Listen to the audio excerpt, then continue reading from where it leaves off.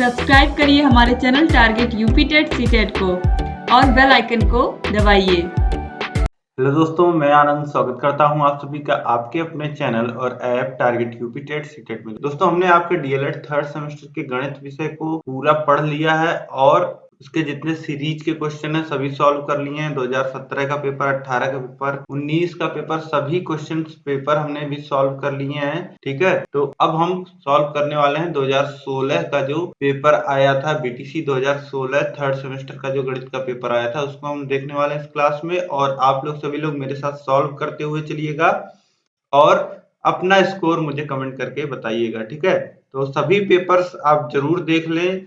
3 paper इससे पहले भी मैं सॉल्व करा चुका हूं, सभी को आप देख लें ताकि आपको अनुमान लग जाए कि किस प्रकार के प्रश्न बनते हैं और किस लेवल के बनते हैं। ठीक है, तो चलिए स्टार्ट करते हैं। सभी प्रश्न जो यहाँ पे दिए गए हैं सभी आपको करने हैं। पहला प्रश्न देखिए, 30, 120, 90 और 300 समानुपात में नहीं है क्योंकि। अब देखिए 30 अनुपाते 120 ये जो वैल्यू है वह अलग आएगी और 90/300 यह वैल्यू अलग आएगी। 30/120 करेंगे आप तो ये 4 बार में कट जाएगा, यानी कि 1/4 यह आएगा।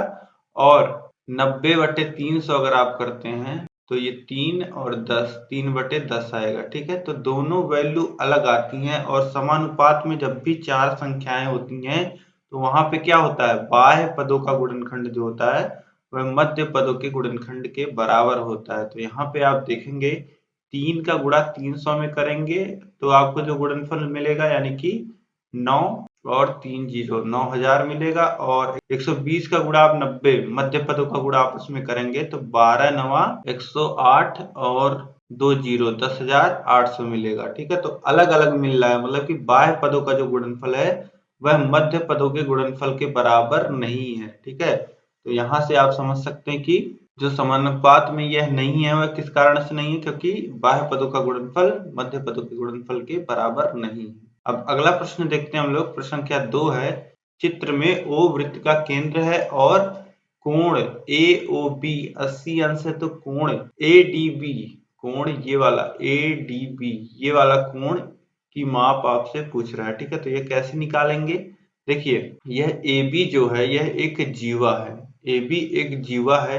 ठीक है, तो जीवा के द्वारा जो केंद्र पे कोण बनता है, जीवा के द्वारा जो केंद्र पे कोण बनता है वह दोगुना होता है। केंद्र पे बना कोण जो होता है वह दोगुना होता है परिधि पे बने कोण के। ठीक है, तो AB जो जीवा है, यहाँ पे AB जीवा आप देख पा रहे होंगे। इस AB जीवा के द्वारा केंद्र पर बना कोण, ये अंदर वाला 80 अंश जो दिख रहा है यह कोण नहीं, इससे छोड़ करके आप जो केंद्र पे कोण बन रहा है वह, तो अगर एक पॉइंट पे कितने अंश का कोण बनता है, एक पॉइंट पे पूरा 360 अंश का कोण बनता है और 80 यह बन चुका है, तो इधर कितना बचा होगा, 280 अंश। ठीक, अब आपने प्रमेय पढ़ा है कि किसी भी जीवा के द्वारा केंद्र पर जो बना कोण होता है वह दोगुना होता है परिधि पे बने कोण के। तो कोण ADB जो होगा वह क्या होगा, आधा होगा कोण AOB के। ये जो बाहर वाला कोण AOB है इसकी बात हो रही है, तो आधा 280 अंश का आधा कितना हो जाएगा, 140 अंश। ठीक है, तो 140 अंश सही होगा। यहाँ पे देखिए ऑप्शन में 40, 80, 100 और ये 140 अंश होना चाहिए था, 140 अंश सही होगा। ठीक है, तो ऑप्शन दा जो हो जाएगा यह बिल्कुल सही हो जाएगा। ठीक, यहाँ पे प्रिंटिंग मिस्टेक है, 140 अंश दा ऑप्शन में था। ठीक, अब इसके बाद देखिए प्रश्न संख्या 3 है, चित्र में O वृत्त का केंद्र है, निम्नलिखित में से सत्य है। रेखा PQ वृत्त का व्यास है। अब वृत्त, किसी भी वृत्त में व्यास की परिभाषा क्या होती है ये आप जानते हैं कि कोई भी जीवा जो केंद्र से होके जाती है और परिधि के दो बिंदुओं को मिलाती है उसे हम लोग क्या कहते हैं, व्यास कहते हैं। तो यहाँ पे देखिए परिधि के दो बिंदुओं को ना तो PQ मिला रहा है ना ही केंद्र से होके जा रहा है, तो यह जो ऑप्शन होगा यह गलत होगा। ठीक, अब ऑप्शन बा देखिए, रेखा CD वृत्त की छेदिका है। रेखा CD, अब छेदक रेखा किसे बोलते हैं, तो वृत्त की छेदक रेखा वह होती है जो वृत्त को दो बिंदुओं पे काटती है। तो ऑप्शन बा बिल्कुल सही हो जाएगा। CD जो होती है वह, CD जो है यहाँ पे वह छेदक रेखा है इसके बाद ऑप्शन सा देख लीजिए, सही ऑप्शन तो हमको मिल गया है, लेकिन वृत्त के कॉन्सेप्ट को समझना बहुत जरूरी है आपको। तो रेखाखंड ओ आर वृत्त की जीवा है।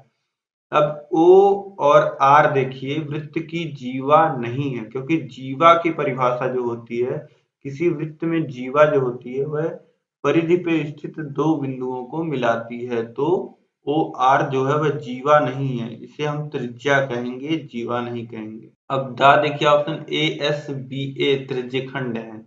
ए, यस, बी और ए यह कह रहा है त्रिज्यखंड है। जी नहीं, त्रिज्यखंड में क्या होता है, त्रिज्यखंड आप समझ लीजिए।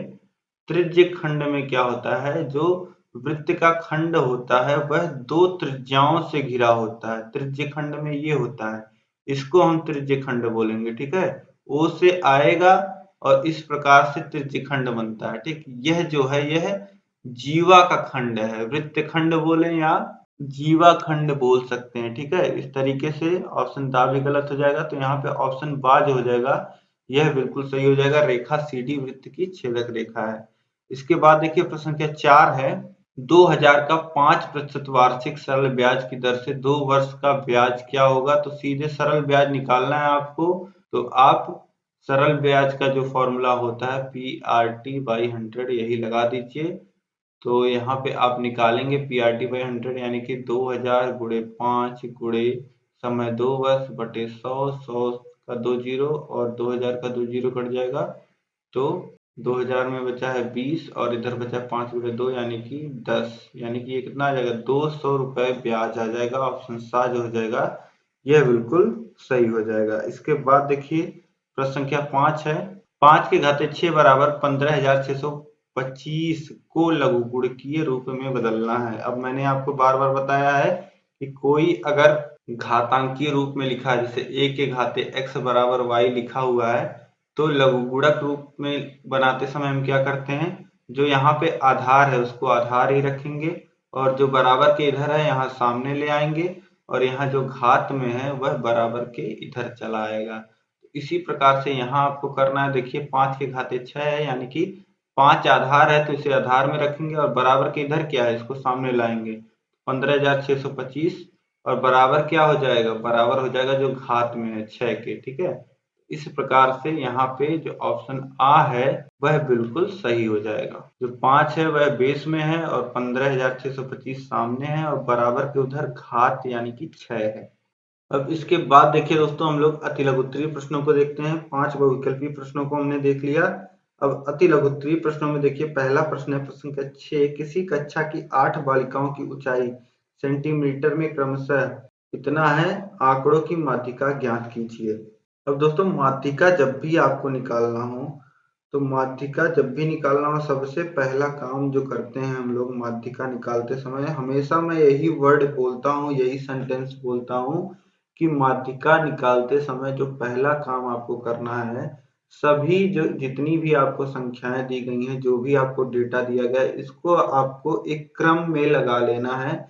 आप इसको बढ़ते हुए क्रम में असेंडिंग ऑर्डर में लगा दीजिए। यहाँ पे 8 बालिकाओं की ऊंचाइयां हमको दी गई हैं, ऊंचाइयों का डेटा दिया गया है, तो हम क्या करेंगे, इन 8 को बढ़ते हुए क्रम में लगा लेंगे। यानी कि सबसे पहले सबसे छोटी संख्या को लिख लेंगे, फिर उससे बड़ी, फिर उससे बड़ी और अंत में सबसे बड़ी संख्या को लिख लेंगे।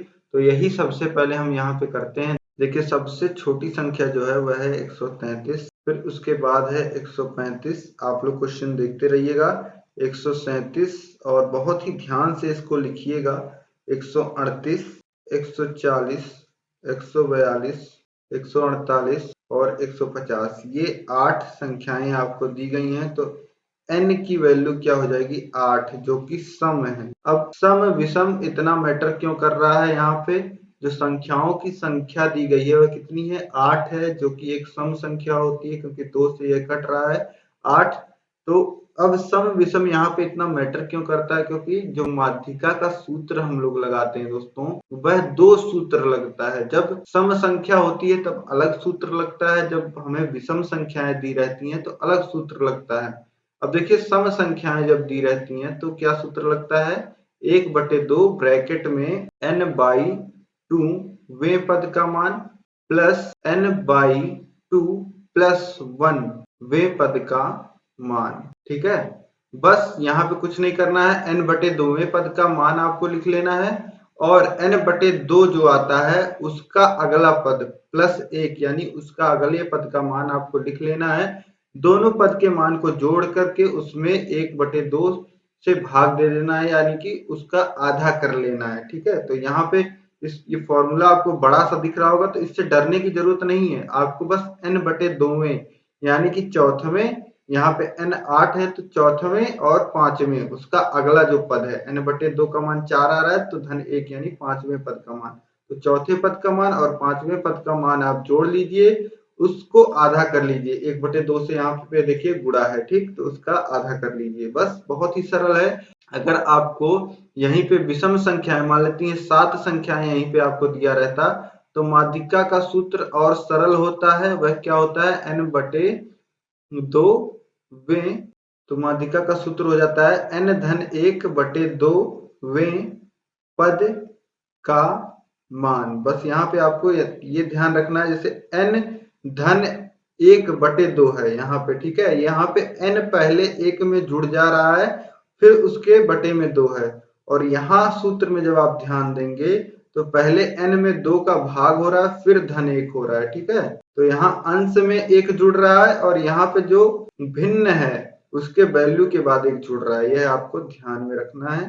ठीक है, तो अभी तो हम सम संख्याएं हमको दी गई हैं तो यह फॉर्मूला लगेगा जो हमने पहले से लिख रखा है। अब n की वैल्यू 8 है तो यानी कि 1 बटे 2, अब 8 रखेंगे तो 8 बटे 2 यानी कि चौथवें पद का मान प्लस n बटे 2 का मान 4 हो जाएगा, 4 धन 1 यानी कि 5, तो पांचवें पद का मान यह हमको लिख लेना है। अब 1 बटे 2 चौथे पद का मान, चौथा पद कौन सा है, यह पहला पद है, यह दूसरा पद है, यह तीसरा पद है, यह चौथा पद है 138। ठीक है, और पांचवा पद है 140, तो यहाँ लिखेंगे 138 फिर धन पांचवें पद का मान कितना है 140। अब जोड़ लीजिए इनको तो ये कितना आ जाएगा 8 7 और 2 278। ठीक है, अब इसमें 2 से भाग हो जाएगा तो कट जाएगा, तो 1 3 और 9 139, कितना आ जाएगा 139, माध्यिका कितना आ जाएगा 139 आ जाएगा। ठीक है, तो 139 यहाँ आपको दिख नहीं रहा है तो माध्यिका कितनी है 139 है, कोई दिक्कत नहीं है। विषम संख्या में आपको माध्यिका दिखेगी, जो अंक दिए रहेंगे उन्हीं में से माध्यिका होगी, और यहाँ पे ऐसा भी हो सकता है कि जो संख्याएं दी गई हैं उसमें से माध्यिका ना आए। ठीक है, अब इसके बाद हम लोग अगला प्रश्न देखेंगे।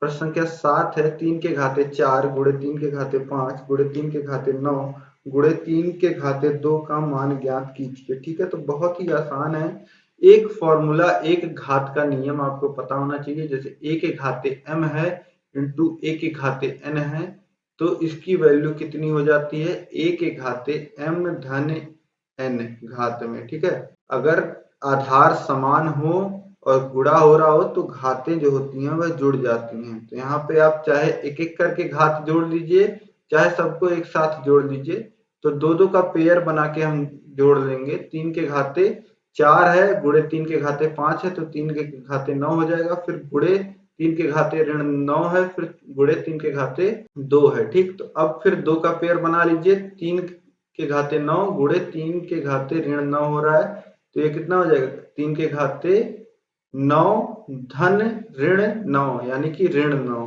फिर गुणे 3 के घाते 2 है, अब ये हो जाएगा 3 के घाते 0 गुणे 3 के घाते 2, तो ये हो जाएगा 3 के घाते 0 धन 2 यानी 3 के घाते 2, ऐसे लिख दें हम लोग 9। ठीक है, तो वैल्यू कितनी आ जाएगी 9 आ जाएगी। ठीक है, उम्मीद है आप समझ गए होंगे, बस एक घात का नियम छोटा सा लगना था यहाँ पे। अब इसके बाद देखिए प्रश्न संख्या 8 है, 4 बटे X square minus Y square by 9 का गुणनखंड कीजिए। तो 4 को कितना लिख सकते हैं 2 के घाते 2 लिख सकते हैं, बटे x के घाते 2 है, ऋण y के घाते 2 है, और बटे में 9 है तो 9 को 3 के घाते 2 लिख सकते हैं, या इसी को लिख सकते हैं 2 बटे x का स्क्वायर माइनस y बाई 3 का स्क्वायर। अब यह कुछ देखा देखा आपको लग रहा होगा, ए स्क्वायर माइनस बी स्क्वायर के फॉर्म में आपको लग रहा होगा, तो ये कितना होता है a प्लस बी एक ब्रैकेट में, दूसरे ब्रैकेट में a माइनस बी। इसी प्रकार से इसको लिख सकते हैं एक ब्रैकेट में 2x प्लस y/3 और इनटू दूसरे ब्रैकेट में 2x माइनस y/3। a की जगह यहाँ पे 2x है और b की जगह पे y/3 है। ठीक है, तो बहुत ही आसानी से इस प्रकार से आप गुणनखंड कर ले जाओगे। बस आपको ये फॉर्मूला याद होना चाहिए, बहुत ही शुरू से आप पढ़ते आ रहे हो, ये सब फॉर्मूले आपको याद होने चाहिए। अब इसके बाद देखिए प्रश्न संख्या 9 है, 3.5 सेंटीमीटर त्रिज्या का एक वृत्त खींचिए, उस वृत्त पर एक बिंदु P लीजिए, बिंदु P से वृत्त की स्पर्श रेखा खींचिए, रचना मध्य लिखिए। ठीक, तो किस प्रकार से खींचेंगे देखिए 3.5 सेंटीमीटर त्रिज्या का एक वृत्त खींचना है। तो सबसे पहले आप एक इस प्रकार से 3.5 लेंथ का एक लाइन खींच लीजिए। उसी लाइन के मदद से प्रकार रख के आप क्या कर लेंगे, एक वृत्त बना लेंगे। ठीक है, एक वृत्त आप बना लेंगे तो ये क्या हो जाएगा, यह 3.5 सेंटीमीटर का एक वृत्त बन जाएगा। इस पे आपको एक पॉइंट P कहीं पे ले लेना है और उस पॉइंट से आपको एक स्पर्श रेखा खींचना है। तो कुछ नहीं, केंद्र से आपको मिला लेना है और इसी जो केंद्र से रेखा आप मिलाएंगे इसी के लंबवत आप एक रेखा खींच देंगे। तो वह क्या रेखा हो जाएगी, वह हो जाएगी स्पर्श रेखा। यह केवल वृत्त को एक बिंदु पे टच करके जाएगी और इसे क्या कह देंगे, यह क्या है, वृत्त की स्पर्श रेखा है। और आपको से प्रश्न में बोला है कि आपको रचना नहीं लिखना है, बस बना करके आपको दिखा देना है। तो इस तरीके से त्रिज्या आप दिखा देंगे 3.5 और इसी प्रकार से स्पर्श रेखा दिखा देंगे। ठीक है, तो यह आपका उत्तर हो जाएगा। इसके बाद देखिए प्रश्न संख्या 10 है, यदि a बराबर एक सेट दिया गया है, b एक सेट दिया गया है, a इंटरसेक्शन b पूछ रहा है, यानी कि आपसे ऐसा सेट पूछ रहा है, ऐसा समुच्चय पूछ रहा है जिसमें a में उपस्थित जो पद हैं और b में जो उपस्थित, मतलब ऐसे पद जो a और b दोनों में उपस्थित हो, वह हमसे पूछा जा रहा है यहाँ पे।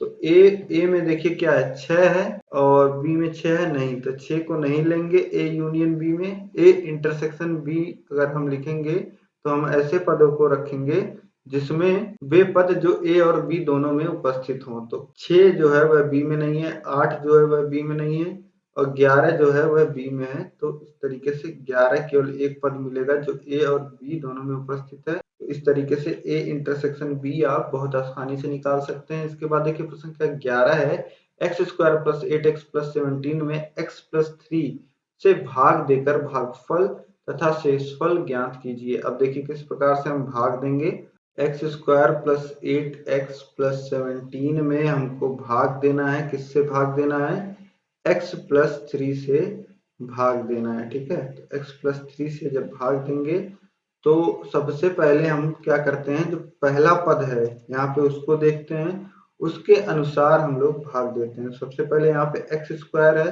तो यहाँ पे जो x है इसको हम लोग x² बनाने का प्रयास करेंगे। x में किस चीज से गुणा कर दें हम, तो x² हो जाए, तो x से अगर हम गुणा कर देंगे तो x² हो जाएगा। ठीक, तो अब इस x का x + 3 के दोनों पदों में होगा, यानी कि x² प्लस x में गुणा होगा तो x² हो जाएगा, फिर +3 में गुणा होगा तो ये हो जाएगा +3x। ठीक, अब इस प्रकार से यहाँ इसको अब हम घटा लेते हैं। ठीक है, तो यहाँ माइनस चिन्ह आ जाएगा और फिर +3x जो है वह भी माइनस चिन्ह हो जाएगा। तो अब देखिए x² में से -x² घट जाएगा तो कुछ नहीं बचेगा। अब 8x में से -3x घटेगा तो 5x बचेगा। फिर इसके बाद यहाँ जो पद बचा है उसे उतार लेते हैं तो +17। अब देखिए अब कौन सा पद है, 5x है, तो हमें क्या करना है, x को 5x बनाना है। तो हम किससे गुणा करेंगे, तो +5 से गुणा करेंगे तो हो जाएगा 5x और +3 में गुणा होगा 5 का तो हो जाएगा 15। अब घट जाएगा, ऋण का चिन्ह लगा लीजिए, 5x में से 5x घट जाएगा, 0 बचेगा। फिर 17 में से 15 घट जाएगा तो 2 बचेगा। ठीक, तो इस प्रकार से यह जो हो गया आपका x + 5, यह आपका भागफल हो गया और यहाँ पे जो 2 बचा हुआ है यह आपका क्या हो गया, शेष फल, मतलब बचा हुआ फल शेष फल हो गया और ये भागफल हो गया। इस प्रकार से दोस्तों यहाँ पे आपने सभी अतिलघुत्तरीय प्रश्नों को हल कर लिया। अब इसके बाद हम देखेंगे लघुत्तरीय प्रश्नों को। देखिए दोस्तों, अब हम आगे देखने वाले हैं लघुत्तरीय प्रश्नों को। लघुत्तरीय प्रश्न आपके 14 अंक के होते हैं और यह बहुत ही स्कोरिंग पार्ट है आपका, ठीक है। जो अभी तक 11 प्रश्न थे वह 11 अंक के थे। यह आपको पास कराने में मदद करते हैं, 12 अंक तक पहुंचने में आपकी मदद करते हैं। और आगे जो प्रश्न आ रहे हैं अब, यह आपको अच्छा स्कोर करने, और हमेशा आप ये सोच के चलिए कि गणित में आपको 25 में 25 अंक लेके आने हैं, क्योंकि गणित में कहीं अंक आपके कटते नहीं हैं। गणित में जो अंक होते हैं वह पूरे पूरे आपको मिलते हैं, इसलिए गणित में आपको थोड़ा और एक्स्ट्रा एफर्ट देना है, जिससे आप बहुत अच्छा स्कोर कर पाए। तो लघुत्तरीय प्रश्नों में देखिए प्रश्न संख्या 12 है। निम्नलिखित सारणी में 50 शिक्षार्थियों का भार किलोग्राम में दिया हुआ है, उनके भार का समांतर माध्य ज्ञात कीजिए। तो यहाँ पे 50 शिक्षार्थियों का भार दिया गया है और इनका समांतर माध्य हमें निकालना है। तो समांतर माध्य निकालने में क्या करना होता है, हमें इन दोनों का गुणनफल चाहिए होता है। जो भार दिया गया है, जो पद दिए होते हैं और जो उसकी फ्रीक्वेंसी, जो बारंबारता दी होती है, इन दोनों का हमें गुणांक चाहिए होता है, इन दोनों का गुणा चाहिए होता है। तो एक सारणी और यहाँ पे आप बना दीजिए, जिसे हम लोग बोलेंगे f into x. f into x यानी कि बारंबारता और पद का गुणा। तो 40 का गुणा आप 4 में करेंगे तो कितना आ जाएगा, 160 आ जाएगा। इसके बाद देखिए 12 का गुणा करेंगे 42 में, तो ये हो जाएगा 12 दूनी 24 के 4 और 12 चौक 48 और 2 50 540। इसी प्रकार से 18 का गुणा 43 में कर लीजिए, तो ये आ जाएगा 774 और 10 का गुणा करेंगे तो सीधे सीधे 440 आ जाएगा। और उसके बाद 6 का गुणा 45 में करेंगे तो ये आ जाएगा 270। ठीक, अब इन सबको जोड़ेंगे तो आपको सिग्मा एफएक्स मिलेगा। इन सबको आप जोड़ लीजिए तो आपको क्या मिलेगा, सिग्मा एफएक्स की वैल्यू। सबको जोड़ेंगे तो 2148 आएगा। ठीक है, यहाँ नीचे जगह है नहीं इसलिए मैं ऊपर लिख रहा हूँ, 2148 आएगा सिग्मा एफएक्स। सिग्मा का मतलब ही होता है जोड़। इस तरीके से ई आपने देखा होगा, सिग्मा एफएक्स की जो वैल्यू आएगी, ये हमारा पूरा एफएक्स है, एफएक्स को पूरा जोड़ देंगे तो वो हो जाएगा सिग्मा एफएक्स। और सिग्मा एफएक्स ही हम फॉर्मूले में लिखते हैं। समांतर माध्य का फॉर्मूला आपको पता होगा दोस्तों, समांतर माध्य का जो फॉर्मूला होता है वह होता है sigma F x by sigma F. ठीक, तो सिग्मा एफ एक्स कितना है, 2148। 2148 और बटे में सिग्मा एफ, यहाँ पे सिग्मा एफ कितना हो जाएगा, 50 शिक्षार्थियों का आपको दिया गया है, तो यही आप जोड़ेंगे 4 और 12 16 और 18 34 10 44 और 6 50। इस तरीके से भी जोड़ेंगे तभी 50 आएगा। सिग्मा एफ कितना है, 50 है। ठीक है, 5 से काटिए तो ये हो जाएगा 10 और इसे काटेंगे तो 4 और 2 और 9.6। ठीक, इसके बाद नीचे 10 है, एक स्थान दशमलव और आगे आ जाएगा, भाग हो जाएगा 10 से जब, तो ये हो जाएगा 42.96। समांतर माध्य जो हो जाएगा 50 शिक्षार्थियों का जो भार दिया हुआ है हमें किलोग्राम में, उसका जो समांतर माध्य आ जाएगा वह आ जाएगा 42.96। इस संख्या से हमें क्या पता चलता है, इससे पता चलता है हमें कि माध्य बीच की, मतलब कितना 50 लोग अगर इतने इतने किलोग्राम के हैं तो उनका समांतर माध्य कितना है, मतलब एक मध्य का भार कितना है, तो वह कितना है 42.96 यानी 43 किलो के आसपास। ठीक, अब इसके बाद देखिए प्रश्न संख्या 13 है। हर्षिता ने एक राष्ट्रीयकृत बैंक में 5000 रुपए जमा किए, 2 वर्ष बाद उसे कुल कितने रुपए मिले यदि बैंक 8% वार्षिक चक्रवृद्धि ब्याज देता हो। ठीक है, तो यहाँ पे हर्षिता ने 5000 रुपए जमा कराए हैं 2 साल के लिए और 8% उन्हें चक्रवृद्धि ब्याज मिल रहा है। तो यहाँ पे पूछा जा रहा है कि कितना पैसा उन्हें 2 साल के बाद मिलेगा। ठीक है, तो यही हम लोगों को सॉल्व करना है। चलिए देख लेते हैं किस प्रकार से हम इसको हल करेंगे।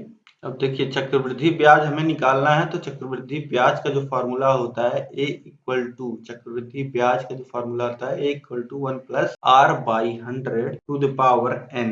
अब यहाँ पे p जो मूलधन है, मूलधन आपको कितना दिया गया है 5000 रुपए, मूलधन है 5000 रुपए। रेट ऑफ इंटरेस्ट कितना है 8% है और n कितना है 2 साल है। ठीक है, तो a चक्रवृद्धि ब्याज बराबर कितना हो जाएगा 5000 इंटू ब्रैकेट में हो जाएगा 8/100 पावर 2 हो जाएगा। ठीक, अब 5000 का गुणा हो रहा है। अब देखिए यहाँ पे एक धन 8/100 है, तो 4 को काट दीजिए ऊपर नीचे, तो 2 2 बार में और नीचे 100 25 बार में, तो 1 धन 2/25 के पावर में है 2। ठीक, अब इसके बाद देखिए 5000। अब हर समान कर लीजिए तो ये कितना हो जाएगा, 25 का गुणा होगा 1 में तो हो जाएगा 25 धन 2 यानी कि 27 और पावर में है 2। अब देखिए 5000 है और 27/25 का 2 बार गुणा होगा क्योंकि पावर 2 है, तो 27 × 25 और बटे 27 × 25 लिख सकते हैं इस प्रकार से हम। और अब देखिए 25 है हर में तो अंश को काट दीजिए, 50 2 बार में कट जाएगा, 2 शून्य यहाँ बचा हुआ है यानी कि 200 बचा हुआ है। फिर 25 से 200 कटेगा तो कितना हो जाएगा 8। ठीक, तो ये कितना आ गया 8 × 27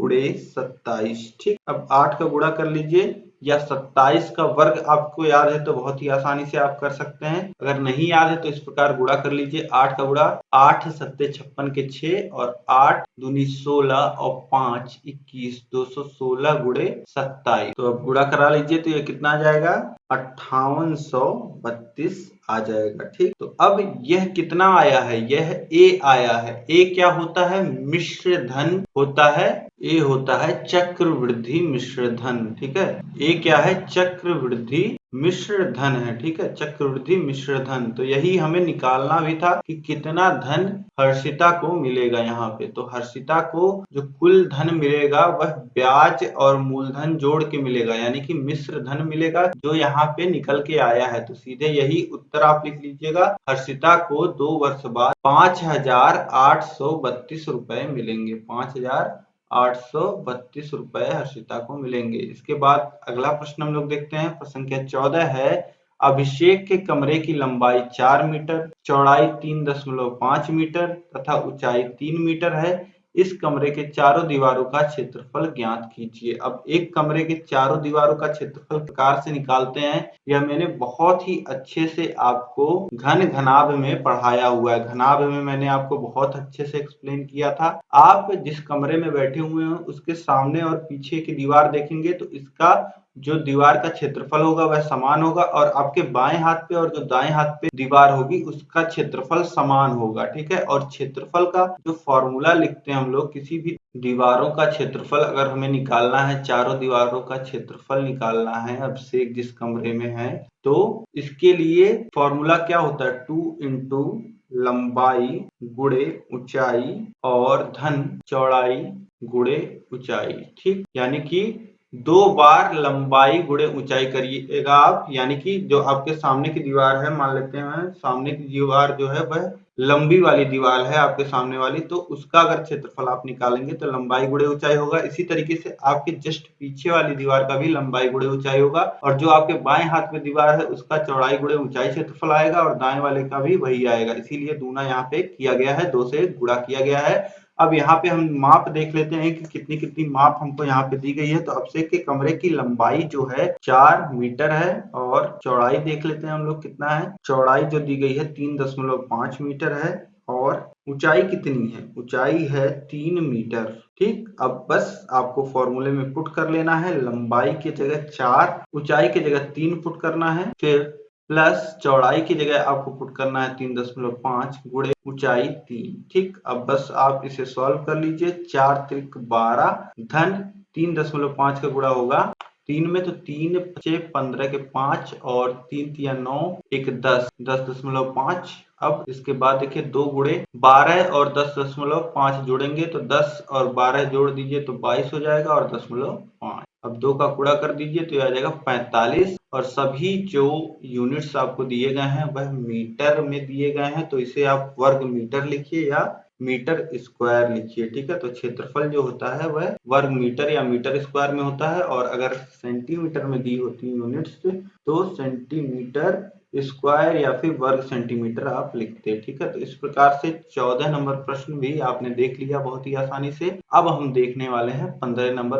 प्रश्न को। चित्र में ओ वृत्त का केंद्र है, यदि कोण ABC 40 अंश, कोण ABC यानी कि ये वाला कोण अगर 40 अंश है तथा कोण CAB 80 अंश, CAB यह पूरा कोण 80 अंश का है, तो कोण ADB का मान ज्ञात कीजिए। कोण ADB यानी कि ये वाले कोण का मान हमें निकालना है, ठीक है। तो अब देखिए यहाँ पे कैसे हम लोग इसे सॉल्व करेंगे। सबसे पहले दोस्तों आपको देखना है त्रिभुज ABC में, त्रिभुज ABC यानी कि ABC, ये वाला जो त्रिभुज है, जो नीले रंग से मैंने अभी घेर दिया, इस वाले त्रिभुज में आपको देखना है। इसमें आपको क्या देखना है, इसमें देखिए आपको दो कोण पता है और तीसरा कोण नहीं पता है। तो सबसे पहले आप क्या लिख सकते हैं, कोण CAB, जो कोण आपको पता है, धन कोण ABC, कोण ABC धन कोण जो नहीं पता आपको, कोण ACB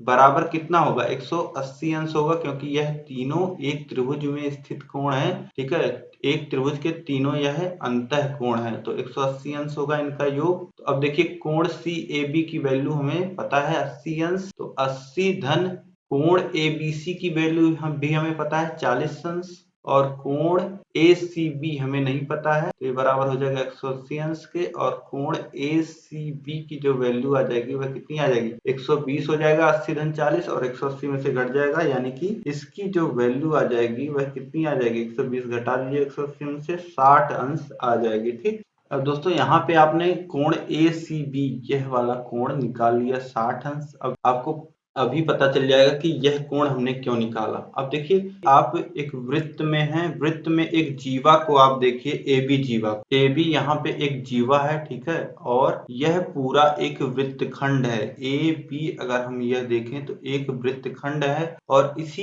AB जीवा के द्वारा आप देखेंगे C पॉइंट पे एक कोण बन रहा है, कोण ACB, ठीक है, जिसका मान अभी हमें निकाला। और इसी प्रकार से इसी जीवा AB के द्वारा कोण D पे एक कोण, एक बिंदु D पे एक कोण बन रहा है ADB, ठीक है। तो यह एक प्रमेय है कि एक ही वृत्तखंड में एक ही जीवा के द्वारा जो बने कोण होते हैं वह समान होते हैं। तो आपको इस प्रकार से लिखना है, कोण ACB जो बराबर होगा कोण ADB के। क्यों, क्योंकि यह दोनों एक ही वृत्तखंड के कोण हैं, दोनों एक ही वृत्तखंड के कोण हैं, दोनों एक ही जीवा के द्वारा एक वृत्तखंड में बने कोण हैं, ठीक है। इस प्रकार से आप लिख दोगे, और आपको कोण ACB की वैल्यू पता ही है, तो कोण ADB की जो वैल्यू हो जाएगी वो कितनी हो जाएगी, 60 अंश हो जाएगी, इस प्रकार से, ठीक है। बस आपको इस प्रकार से ढंग से लिखना है ताकि आपको पूरे के पूरे अंक मिले, ठीक। तो इस प्रकार से दोस्तों यह क्वेश्चन नंबर 15 आपको समझ में आया होगा, उम्मीद है। अब आगे हम बढ़ते हैं। अब दोस्तों देखिए अगला प्रश्न है, यदि एक क्रेता को एक शेयर का अंकित मूल्य ₹10 और बाजार मूल्य ₹40 प्रति शेयर बताया गया हो, तो क्रेता को 300 शेयरों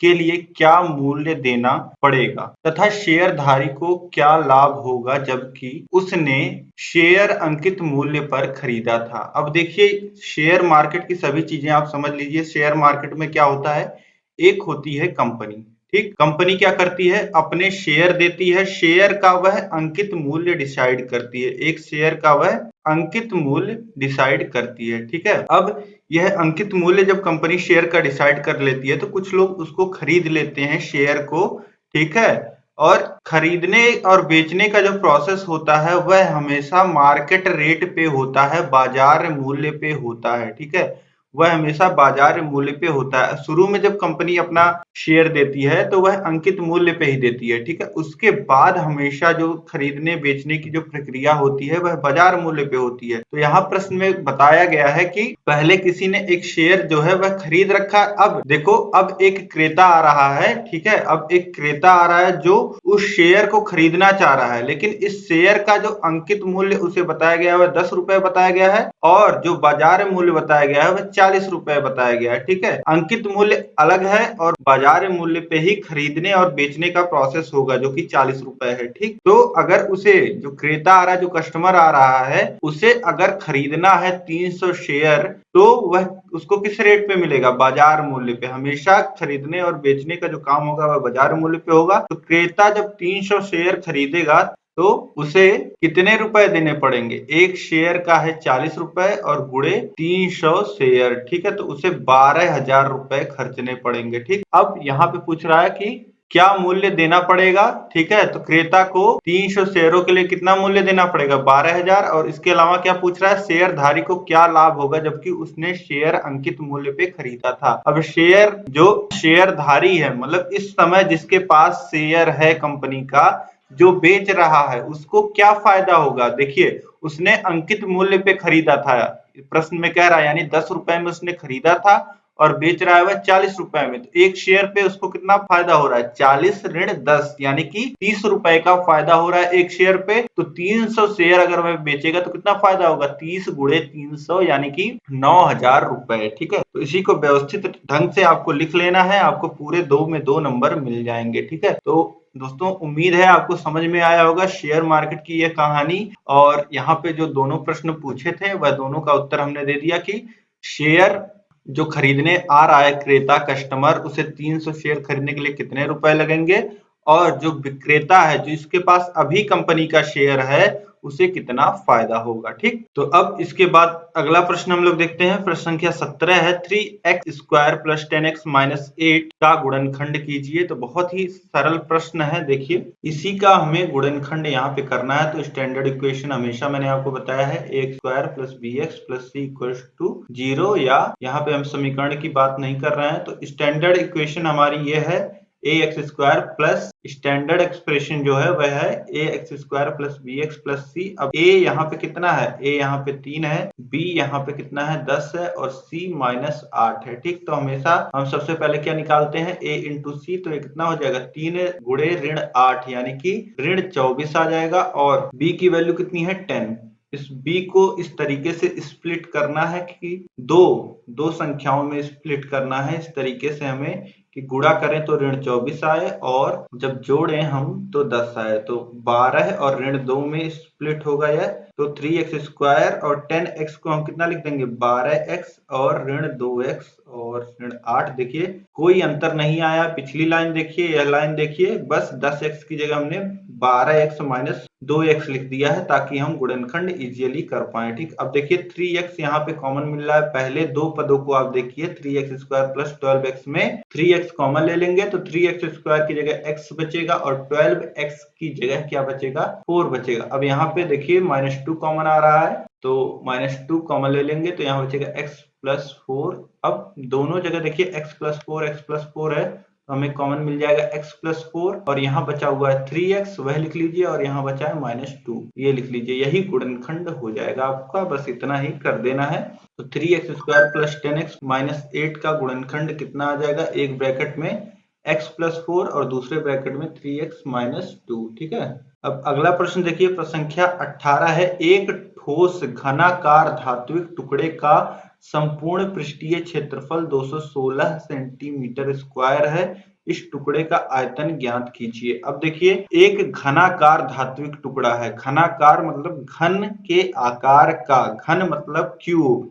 तो क्यूब का संपूर्ण पृष्ठीय क्षेत्रफल आपको दिया है और आपसे उसका संपूर्ण आयतन पूछ रहा है। तो यहाँ पे आपको कुछ नहीं करना है, घन का जो संपूर्ण पृष्ठीय क्षेत्रफल होता है, घन का संपूर्ण पृष्ठीय क्षेत्रफल जो होता है वह कितना होता है, एक फलक जो होता है वह ए स्क्वायर होता है। एक फलक का क्षेत्रफल ए स्क्वायर होता है और उसमें कितने फलक होते हैं, 6। तो 6a स्क्वायर होता है संपूर्ण पृष्ठीय क्षेत्रफल। इसी की वैल्यू आपको यहाँ प्रश्न में दी गई है, ठीक है। क्वेश्चन में आपको इसी की वैल्यू दी गई है 216, तो 216 रख लीजिए बराबर 6a स्क्वायर, यानी कि a स्क्वायर बराबर आप लिखना चाहें तो 216/6 लिख देंगे, क्योंकि 6 यहाँ गुणे में है, इधर आएगा बटे में हो जाएगा। 6 से काटिए, 6 त्रिक 18 और फिर 3 बचा, और फिर ये हो जाएगा 36 और 6 चौक 36। तो a स्क्वायर बराबर आ गया 36, और a बराबर अगर आप लिखना चाहें √36 या 6 का स्क्वायर, तो इसे लिख देंगे a बराबर 6। a की वैल्यू 6 मिल गई, भुजा आपको 6 मिल गया। तो आयतन क्या हो जाएगा, घन का आयतन क्या होता है, a क्यूब होता है, भुजा का क्यूब होता है, ठीक है। तो 6 का क्यूब आप लिख दीजिए, 6 का क्यूब कितना हो जाएगा, 6 का क्यूब होता है 216, और यह जो आएगा वह, तो यहाँ पे देखिए सेंटीमीटर में दिया गया है, सेंटीमीटर स्क्वायर में दिया गया था, तो यह आएगा सेंटीमीटर क्यूब में, ठीक है। तो 216 सेंटीमीटर क्यूब आपको आयतन मिल जाएगा और कितना दिया था आपको 216 सेंटीमीटर स्क्वायर क्षेत्रफल दिया था, क्योंकि क्षेत्रफल जो होता है वह वर्ग सेंटीमीटर में होता है और जो आयतन होता है वह घन सेंटीमीटर में होता है। इस प्रकार दोस्तों 18 प्रश्न हमने यहाँ पे सॉल्व कर लिए आपके बहुत ही इजीली। कितने क्वेश्चन आप कर पाए हैं आप मुझे कमेंट करके बताइएगा, ठीक है। आप कमेंट करिए और वीडियो को लाइक कर दीजिए, अधिक से अधिक अपने दोस्तों में आप शेयर कर दीजिए। अपने 5 एकदम घनिष्ठ मित्रों में आपको शेयर करना है ताकि उनकी भी तैयारी बहुत अच्छी हो पाए और वो भी आसान भाषा में अपने पेपर को प्रैक्टिस कर पाए, कैसे प्रश्न बने हैं देख पाए और अपने आप को एनालाइज कर पाए। सबसे जरूरी है सबका खुद का एनालाइज करना, खुद से सभी प्रश्नों को सॉल्व करना, ठीक है। तो अब चैनल को अगर आपने सब्सक्राइब नहीं किया है तो सब्सक्राइब कर लीजिए। सब्सक्राइब के बगल बेल आइकन होगा, उस पे ऑल पे क्लिक कर लीजिएगा। और थर्ड सेमेस्टर की तैयारी आप अपनी बहुत बेहतरीन ढंग से अगर करना चाहते हैं, आप सीरियस हैं, तो आप हमारे app target UP TET CTET को डाउनलोड करिए। वहां पे आपको थर्ड सेमेस्टर का कोर्स मिलेगा, उसमें आपको सभी क्लासेस इसी प्रकार से मिलेंगी। सभी क्लासेस आपको हैंड रिटन नोट्स के माध्यम से मिलेंगी और सभी चैप्टर्स के आपको नोट्स मिलेंगे, सभी सब्जेक्ट्स के सभी चैप्टर के टेस्ट आपको मिलेंगे और वहां पे आपको मास्टर क्लास पहले ही उपलब्ध करा दी गई है। तो मास्टर क्लास भी अभी से ही आप देख सकते हैं और अपने आप बिना डिस्टरबेंस के आप बहुत अच्छी पढ़ाई कर सकते हैं, ठीक है दोस्तों। तो ऐप को डाउनलोड करिए, थर्ड सेमेस्टर कोर्स में जरूर इनरोल करिए, ठीक है। तो यह सुविधा और अलग से मेहनत हम आपके लिए ऐप में इसीलिए करते हैं कि आप और अच्छे ढंग से अपनी पढ़ाई तैयारी कर पाए। जितने भी पेपर्स हैं सभी को आप सॉल्व करिएगा। सभी मैंने 16, 17, 18, 19 सभी सॉल्व करा दिए हैं, तो सभी आप जरूर देख लीजिएगा। और कहीं कॉन्सेप्ट में आपको दिक्कत आ रही है तो पूरा क्लास आप फिर से देख लीजिए, आई बटन में नीचे डिस्क्रिप्शन बॉक्स में आपको सभी क्लासेस मिल जाएंगी, ठीक है। तो इस वीडियो में दोस्तों अंत तक बने रहने के लिए आप सभी लोग का बहुत बहुत धन्यवाद। जय हिंद।